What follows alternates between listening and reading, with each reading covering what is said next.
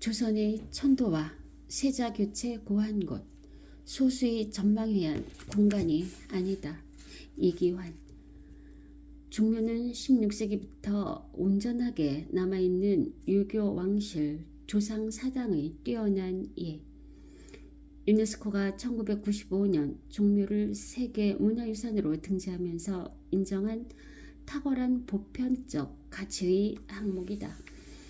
최근 서울시 종묘 앞 145m의 초고층 건물 재개발 계획이 큰 파문을 일으키고 있다.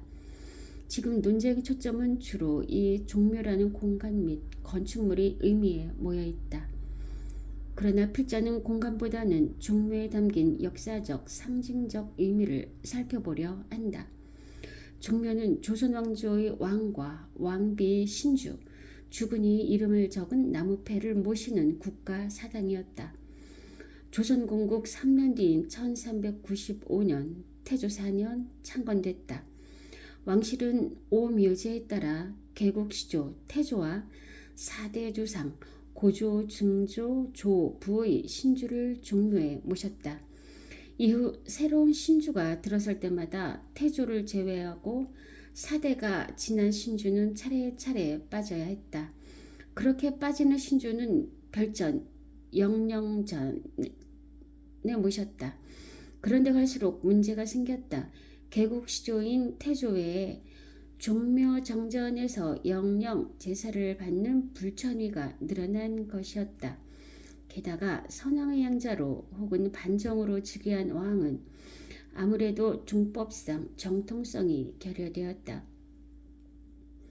그럴 때 왕은 친부나 백부, 고조부를 추존왕으로 세운 뒤 그들의 신주를 종묘에 입주시키는 편법을 썼다. 그렇게 덕종, 성종의 친아버지, 원종, 인조의 친아버지, 친종, 정조의 큰아버지이자 양아버지, 익종, 헌종의 친아버지, 장조, 익종의 양자로 입적한 고종의 사대조인 사도세자 등이 종묘에 입주했다. 그러나 정전 7칸으로 출발한 종묘는 정전 19칸과 영령전 16칸으로 급증했다. 이 중 창업군주인 태조를 비롯 태종, 세종, 세조, 성종, 중종, 선조, 인조, 효종, 현종, 숙종, 영조, 정종, 순조, 익종 등은 불천위로 종묘 정전에 영구 입주했다. 그런데 정전에는 이 15분 외에도 헌종, 철종, 고종, 순종 등 4분이 남아있다. 왜냐? 조선왕조가 멸망해 이들이 뒤를 잇는 임금이 등장하지 않았기 때문이다. 그래서 이분들은 영령전으로 옮겨갈 필요가 없게 됐다. 총 19분이다. 별묘 영령전엔 누가 입주했을까? 목조, 도조, 익조, 환조, 정종, 문종, 단종, 덕종, 예종, 임종, 명종, 원종, 경종, 진종, 장조, 영친왕 등 16분이다. 이 명단을 보는 이들은 고개를 갸웃거릴 것이다. 태조, 태종, 세종, 성종, 영조, 정조 같은 분들은 불천이 대접을 받을 만하다.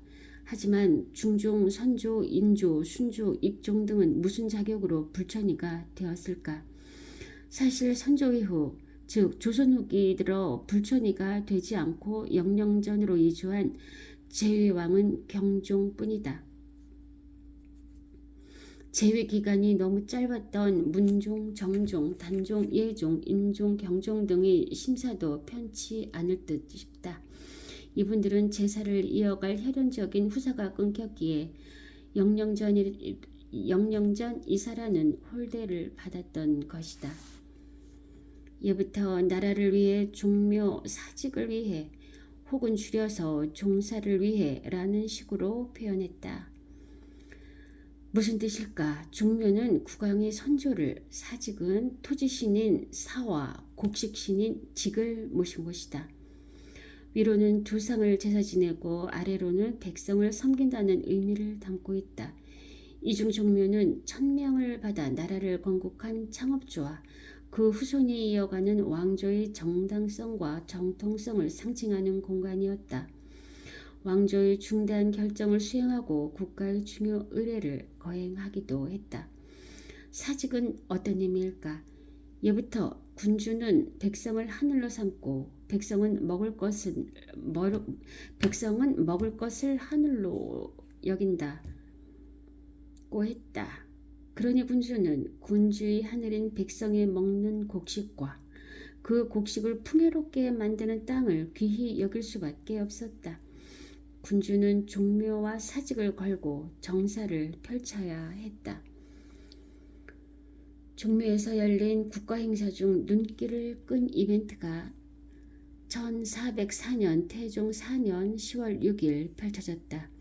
이른바 동전 던지기로 도읍지 정하기 행사였다. 1392년 개국한 조선왕조는 한양을 새 왕조의 도읍지로 삼았다. 천도가 이루어지고 1395년 정궁인 경복궁과 함께 종묘와 사직단이 건립됐다.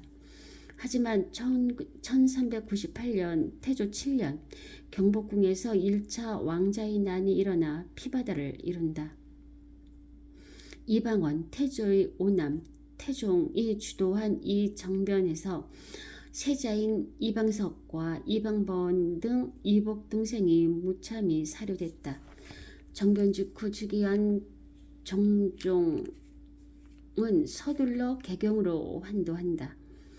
한양 천도 4년 4개월 만이 일이었다. 하지만 환도 후 1년도 안 된 1400년 1월 28일 제2차 왕자의 난이 일어나 태종 이방원이 등극한다. 태종은 재천도를 구상한다. 물론 송도에 눌러 앉는 것도 염두에 두었다. 그러나 맨 처음 천도했던 한양과 무학, 안산 일대가 유력한 후보지로 꼽혔다. 태종은 한양과 무학 땅을 둘러보기 위해 행차했다. 안산에 올라 무학 땅, 신촌, 연희, 만리, 망원동 일대를 살피던 직관들은 한양보다 오히려 탁 트인 무학이 낫다고 주장했다. 이에 태종은 태조 때는 한양이 좋다고 하던 자들이 이제 와서는 왜 무학을 주장하냐고 질책한 뒤 발길을 돌렸다.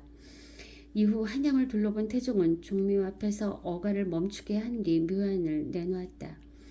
이제 종묘에 들어가 송도와 한양, 무학 등 도읍지 후보 3곳을 두고 점을 쳐서 결정하겠다. 태종은 여러 사람이 쉽게 그 점의 결과를 알 수 있는 척전, 동전 던지기가 어떠냐고 제안했다. 태종은 종친 태조의 조카인 완상군 이천호와 조준 등을 이끌고 종묘에 들어갔다. 태종은 향을 올린 다음 꿇어앉았고 왕명을 받은 이천호가 쟁반 위에 동전을 던졌다. 그 결과 한양은 이길일흉, 송도와 무학은 둘 다 일길이흉의 괴를 얻었다. 태종은 이 점괘에 따라 새로운 도읍지로 한양을 최종 낙점한다. 종묘 사직의 운명을 가를 도읍지를 결정하는데 동전 던지기가 웬 말이냐라고 의문을 제기할 수 있다. 그러나 동전 던지기도 엄연히 점의 한 방법이었다. 주역의 괴에 따랐다. 한꺼번에 동전 3개를 던져 앞뒷면이 나오는 결과에 따라 하나씩 괴를 만들어 기륭을 판단한 것이다.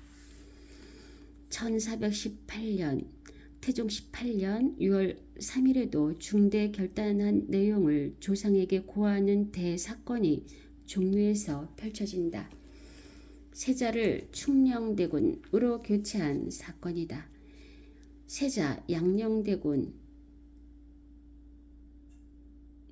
이제의 가없는 기행 및 난행을 참다 못한 태종은 이날 폐사자를 결정한다. 차기는 세손 즉 양녕대군의 아들 이계가 거론되었다.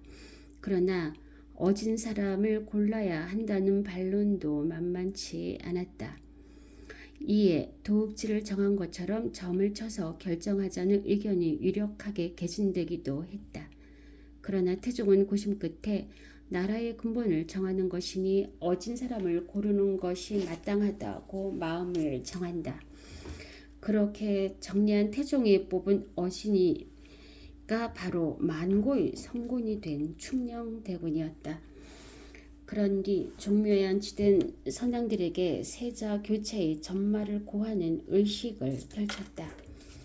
세자가 너무도 심히 패만하여 패하기를 정하고 충녕대군이 세자의 자격에 합당함으로 감히 고합니다.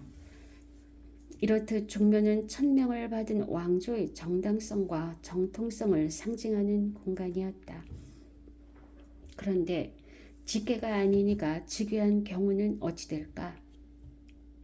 이 경우는 일이상 선왕의 자식, 즉 부자 관계를 표방해야 했다. 예종의 뒤를 이어 즉위한 성종이 그랬다.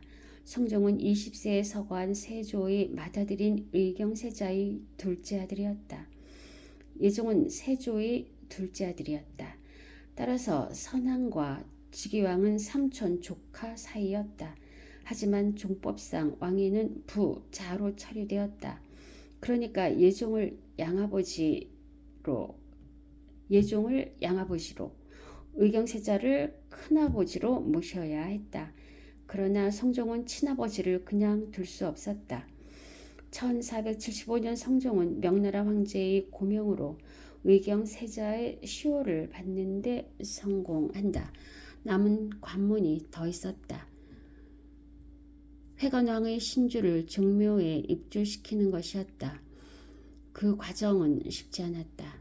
왕위를 잇는 자는 선왕의 자식이니 사친을 돌볼 수 없다는 게 옛 법도인데 그것을 어찌 종묘에서 바꿀 수 있냐는 것이었다.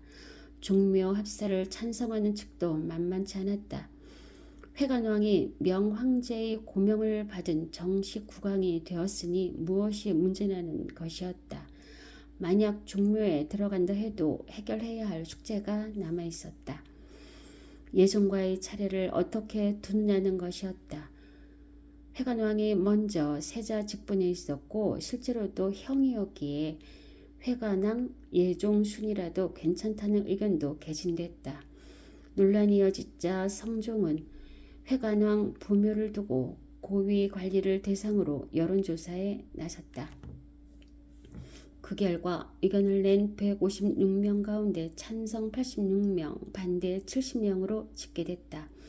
성종은 이 결과를 토대로 회관왕의 종묘 부묘를 강행했다. 회관왕에게는 덕종이라는 묘호가 붙었다. 덕종의 신주는 예종의 앞에 두었다. 대신 호칭은 예종을 황고 아버지, 덕종을 황백고 큰아버지라 정리했다. 추존 혹은 보기 및 종묘 부묘와 관련해서 여론을 모았던 사례가 또 있다. 7일의 왕비로 알려진 단경왕후 신씨다. 중종 반정이 일어나자 신씨의 아버지 신수근이 반정에 참여하지 않은 죄로 죽임을 당했다. 아버지의 선택은 딸의 운명을 갈라놓았다. 반정 성공 후 불과 7일 만인 9월 9일이었다. 반정 세력은 역적이 딸을 왕비로 삼는다면 인심이 불안해지니 내쫓으라 하고 막 즉위한 중종을 다그친다. 반정 세력이 시퍼런 서슬에 중종은 신씨를 버선발로 쫓아내고 만다. 이후 패배 신씨 복위 문제는 233년 동안이나 뜨거운 감자였다. 복위 반대론자들은 반정 세력이 신씨를 왕비로 삼는다면 이라고 언급한 중종실록 기록의 가정법을 주로 인용했다. 신씨가 애초에 왕비로 책봉된 적이 없었다는 주장이었다.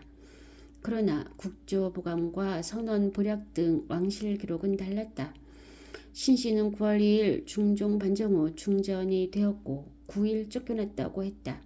명종실록에도 중종이 즉위하자 비신씨도 정의 중전 자리에서 할애를 받았다가 쫓겨났다고 기록됐다. 신씨는 만 7일간의 왕비라는 점을 분명히 밝힌 것이다. 지속적으로 일어났던 패비 신씨 복위 운동은 숙종 때에 이르러 들불처럼 번졌다. 1698년 숙종 24년 9월 30일 신씨 복위를 주장하는 상소문이 올라왔다. 이때 숙종은 문무백관, 종친은 물론 지방 대신 및 유신까지 총 491명의 의견을 수렴했다. 찬반 여론이 팽팽했고 숙종은 복위 결단을 하지 못했다. 신씨의 신주를 종묘에 봉안하기가 부담스러웠던 것이다. 결단을 내린 것은 영조였다. 패비 신씨가 왕비가 된 적이 없다고? 날 봐라. 내가 임금이 되었을 때 내 부인은 이미 중전이 됐다. 중종이 왕위에 이은 날 신비 역시 자동으로 중전이 된 것이다. 그렇게 깔끔하게 정리한 영조지만 독단으로 처리하지 않았다. 내외의 의견을 폭넓게 모으라는 지시를 내린다. 급기야 종친 및 문무백관과 지방관리 및 유생 등 538명의 신씨 복위를 두고 찬반 토론을 벌인다. 이 중 한 명을 제외한 537명의 신씨 복위에 찬성표를 던졌다. 이후 신씨 복위 절차는 일사천리로 진행된다. 단경 왕후의 시호를 받은 신씨 신주는 종묘의 중종실에 모셨다. 신주의 위치는 중종의 원후, 즉 첫 번째 부인 자리였다. 이렇듯 종묘에는 조선 왕조의 정신이 담겨있다. 지금 종묘 논쟁을 바라보면서 딱 한 가지 드는 의문이 있다. 굳이 높이 145m 초고층 건물을 종묘 앞에 세워야 할 필요가 있을까? 대체 누구를 위해, 몇 명의 종묘 비율을 위해 그렇게 죽자 사자 고집을 피울까?